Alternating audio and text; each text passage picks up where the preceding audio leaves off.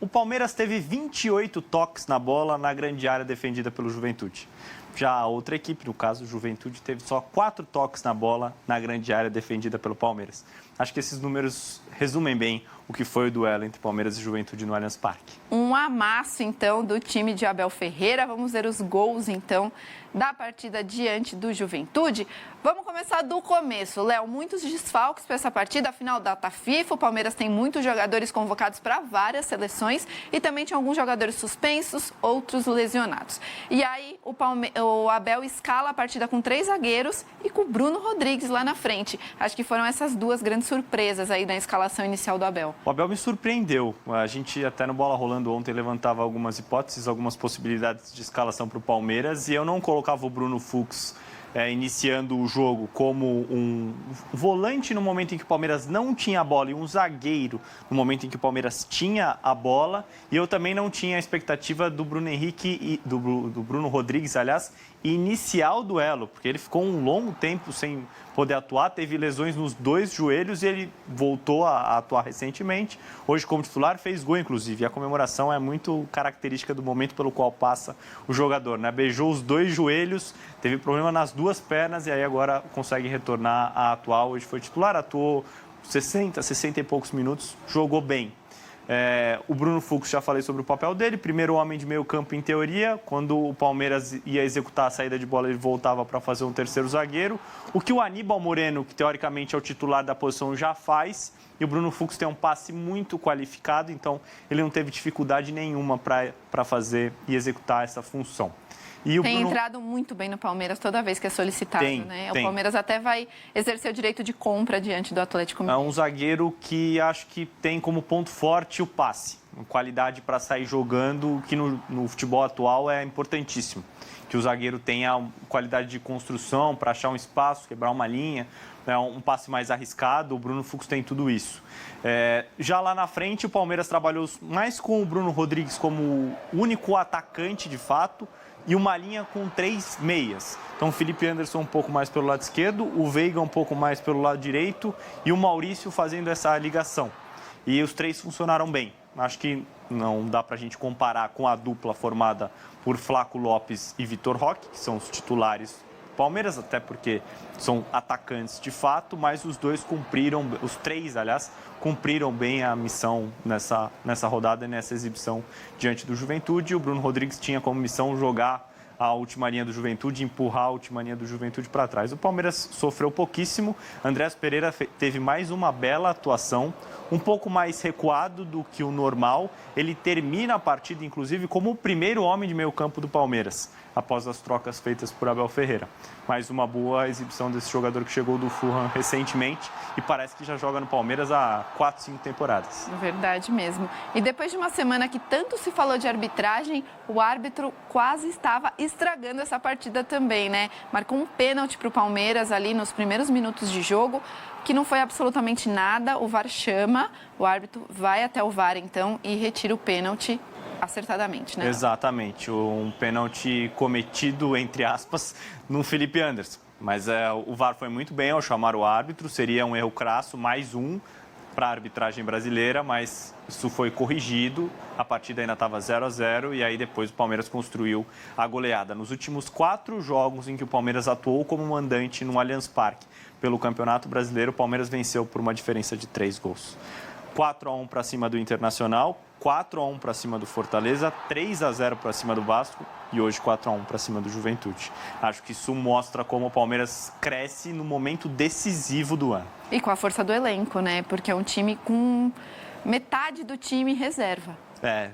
Uma lista gigantesca de desfalques, né? Alguns jogadores cedidos a seleções, o caso, por exemplo, do Flaco, do Aníbal Moreno, Vitor Roque estava suspenso, Gustavo Gomes estava com a seleção paraguaia, o Sousa está machucado, só passei por alguns dos desfalques do Palmeiras hoje, então é difícil a missão do Abel Ferreira. Do outro lado estava um time mais acessível também, né? O Juventude não era o oponente mais complicado para o Palmeiras. Desfalcado, o Palmeiras conseguiu competir bem à sua maneira, mantendo as características da equipe. Um jogo muito forte por dentro. Acho que a gente começa a ter uma amostra agora maior de como o Palmeiras pretende jogar a partir da Copa do Mundo de Clubes e da saída do Estevão, e esse é o ponto forte. O jogo por dentro, o Palmeiras troca muitos passes curtos e consegue chegar aos seus gols. Ao contrário do que disse Rogério Ceni, que o Palmeiras é só um time de ligação direta. Então, Maurício, Veiga, no caso hoje, Felipe Anderson, o próprio Andrés Pereira, todos os jogadores trabalhando naquela faixa mais central para achar, de repente, um Bruno Rodrigues em condição de finalizar. Os dois laterais passando bastante. Tanto Piquerez do lado esquerdo, quanto o Giai do lateral direito.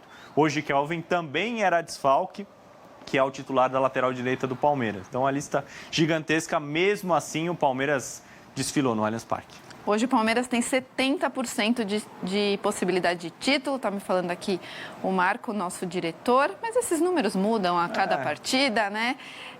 Outro que está pedindo passagem é o Rafael Veiga, né? Mais uma grande atuação aí do meia e ídolo palmeirense que está retomando o bom futebol apresentado.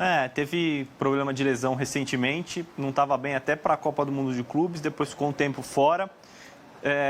Teve uma boa exibição contra o Vasco. Eu não gostei do jogo do Veiga contra o São Paulo. Achei que ele teve abaixo, tanto é que ele saiu no intervalo, justamente para a entrada do Maurício. E ali, a partir nos 45 minutos finais do jogo, o Palmeiras cresce de produção por conta dos jogadores que vieram do banco, no caso, Alan e Maurício, principalmente. Mas hoje eu achei que o Veiga foi bem, como esse meia que sai do lado direito e vem jogar um pouco por dentro, teoricamente concorrendo. Não dá para a gente dizer que ele concorre com o Flaco, porque o Flaco tem outras características, mas dá para a gente colocar ali essa vaga do meio-campista pelo lado direito como aquela em que o Palmeiras não tem um titular definido. Vitor Roque e Flaco formam a dupla de ataque titular. Do lado esquerdo, acho que o Felipe Anderson está consolidado como esse meia. O meia do lado direito, aí já tem um pouco mais de competição.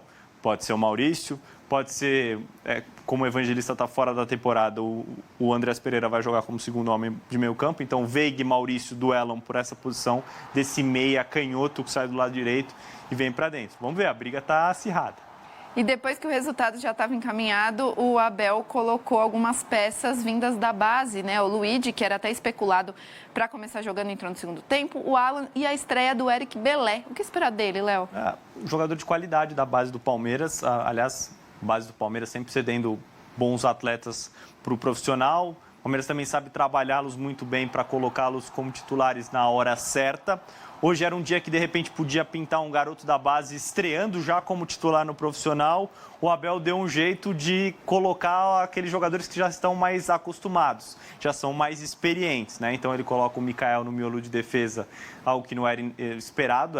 A expectativa era que Fux e Murilo formassem o miolo de defesa do Palmeiras. E lá na frente, o Bruno Rodrigues foi o titular. Eu achava que o Luigi fosse começar nessa vaga que foi do Bruno Rodrigues. Mas o Abel pensou diferente, não dá para dizer que deu errado, deu muito certo para o Palmeiras, 4-1, 3 pontos na conta. Palmeiras ainda tem um jogo atrasado a fazer contra o Santos, que será disputado na próxima data FIFA, na data FIFA de novembro. Agora o Palmeiras pega o Bragantino no meio de semana e no outro final de semana terá o Flamengo pela frente. Duelo direto aí entre os líderes do Brasileirão. Léo, ponto negativo do Palmeiras, se a gente pode chamar assim, foi no gol do Juventude, uma possível falha do Everton. O que você achou? Saiu mal do gol, realmente. Acho que ele hesitou. Ou você sai convicto e soca a bola, ou você fica dentro do gol. Ele hesitou um pouquinho, chegou atrasado, até acabou socando a cabeça do Rodrigo San, que era o zagueiro do Juventude envolvido na jogada. Mas eu considero que o Everton ainda é o titular da posição e um goleiro seguro. Acho que não são falhas consideráveis para você pensar em sacar o Everton, mas já é um goleiro que beira os 40 anos e ele está muito mais próximo do fim da carreira do que do começo. Até por isso o Palmeiras se movimentou recentemente no mercado e trouxe o Carlos Miguel. Que fez aniversário essa semana, inclusive. Léo, próxima partida, então, do Palmeiras é mais um jogo em casa, diante do Bragantino, enquanto o Flamengo sai para jogar o Clássico diante do Botafogo. Então, essas duas equipes podem chegar no Clássico, eventualmente, com uma diferença de 6 pontos entre elas. Pode. A diferença pode ser maior ainda. Se a gente colocar ali, uma vitória do Palmeiras e um empate do Flamengo, o que não seria nada fora do normal, fora que possa acontecer. O Palmeiras poderia chegar para disputar o duelo com o Flamengo, podendo empatar ou até perder o jogo, que se manteria, no caso, na primeira posição do Campeonato Brasileiro. Então, o Palmeiras cresce num momento importante da temporada e vê o seu rival oscilar um pouquinho. O primeiro tempo da exibição do Flamengo contra o Estudiantes foi talvez o melhor tempo do Flamengo na temporada. Depois disso, acho que o Flamengo não fez exibições à altura do que ele já fez em outros momentos da temporada. Pode ser um recorte muito curto, acho que estou sendo talvez muito rígido com o Felipe Luiz e seus comandados, talvez. Veremos como o Flamengo se reapresenta depois da parada da data FIFA, em que acho que o Felipe vai ter um período importante para colocar os jogadores fisicamente no ponto certo, para essa batida final do ano, que tem Libertadores e Campeonato Brasileiro para Palmeiras e para Flamengo. Os dois podem, por que não, fazer a final da Libertadores desse ano. Com certeza. E o Abel Ferreira pode ter problemas ainda contra o Bragantino por conta da data FIFA, né, Léo? Acho que os paraguaios não chegam a tempo da partida, certo? Os uruguaios não devem chegar também. M. Martínez e Facundo Torres, no caso, o Uruguai está jogando na Malásia, então acho que não haverá tempo hábil para eles retornarem a tempo de atuarem contra o Bragantino. Mas o Abel vai ganhar de volta, pelo menos o Vitor Roque, que é o centroavante titular. Ele pode formar uma dupla com o Bruno Rodrigues, ou então o Abel optar pela manutenção desses 3 meias e o Vitor Roque entrar na vaga que hoje foi do Bruno Rodrigues. Ele já vai ganhar alguns atletas de volta. E acho que o Vitor Roque, especificamente, já é um belíssimo reforço e já muda o nível do Palmeiras em relação ao que foi hoje. Novamente pontuando, o Palmeiras ganhou 4-1 de forma categórica. Mas eu acho que a rodada que vem o Palmeiras terá um pouco mais de problemas. O Bragantino é um bom time. A sequência não é das melhores, mas os resultados não são condizentes com o desempenho do Bragantino nas últimas rodadas. Enquanto o Cruzeiro, por exemplo, coloca um jogo aqui em que o Bragantino foi superado, mas jogou bem. Então, o Palmeiras precisa ficar esperto. Será o mandante diante do Bragantino. Vamos ver na tela, então, como é que ficou a classificação do Campeonato Brasileiro depois dessa vitória aí do Palmeiras diante do Juventude, jogo que foi válido pela 12ª rodada do Campeonato Brasileiro. Tá aí, ó. Palmeiras em primeiro lugar, com 58 pontos e o mesmo número de jogos do Flamengo. Ambos agora têm 26 jogos. O Flamengo tem 55 aí na segunda posição. O Cruzeiro já fez 27 partidas, tem 52 pontos. E o Mirassol fecha o G4 aí com 46. Botafogo é o quinto com 43 e o Bahia é o sexto, também com 43 pontos. Fluminense é o sétimo com 38, São Paulo tem 38, Bragantino 36 e o Ceará fechando aí a primeira parte da classificação com 34 pontos. O Vasco aparece em 11º com 33, Corinthians e Grêmio também têm os mesmos 33 pontos. Atlético Mineiro 32, Internacional 29, o Santos aí na beira da zona da degola com 28 e aí o temido Z4 com Vitória 25, Fortaleza 24, Juventude 23 e Sport, o Lanterninha, com 16 pontinhos em 25 jogos. Acho que as brigas estão bem definidas aí pela classificação no Campeonato Brasileiro, né? Eu acho que dificilmente um desses 4 que estão ali na zona de rebaixamento vai conseguir escapar. O Santos, os resultados ainda não aparecem, mas o desempenho já melhorou, assim como o Atlético Mineiro teve uma boa exibição contra o Sport e um segundo tempo bom contra o Juventude recentemente. Então, acho que o São Paulo consegue já colocar as suas ideias em prática, tem uma lista extensa também de desfalques nos últimos jogos. Grêmio e Corinthians, eu não vejo como times que ainda possam brigar pelo rebaixamento, ou seja, a vida de Vitória, Fortaleza, Juventude e Sport está muito complicada. Lá em cima, eu já vejo só Palmeiras e Flamengo brigando pelo título. Cruzeiro caiu fora dessa briga. Já há algum tempo, eu tenho repetido isso no Bola Rolando. A tabela do Campeonato Brasileiro, durante muito tempo, teve o Palmeiras com 2 jogos a menos do que o Cruzeiro e o Flamengo com 1 a menos. Isso deu uma deturpada no que era a classificação do Campeonato Brasileiro. A gente colocava, e não é demérito nenhum para o Cruzeiro não estar na briga pelo título brasileiro, porque desde a primeira rodada, a diretoria e o Leonardo Jardim dizem muito claramente, o nosso objetivo é G4. O investimento foi grande, mas é difícil competir com Palmeiras e Flamengo, até porque no momento decisivo da temporada, você precisa ter um equilíbrio mental muito grande. Palmeiras e Flamengo estão mais do que acostumados a viver e a brigar por títulos a todo instante e você não poder deixar pontos pelo caminho, ter que ganhar todos os jogos na sequência para que o seu rival não te ultrapasse ou então você se mantenha naquela posição.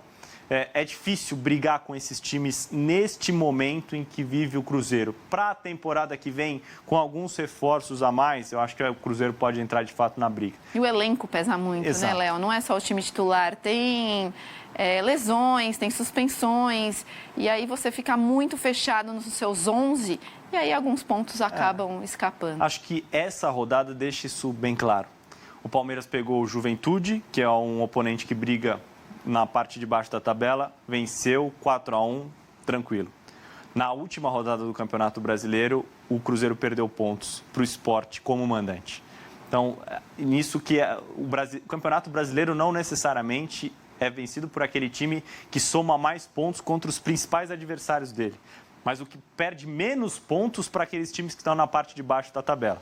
Acho que o Palmeiras deixa isso como lição nos últimos anos.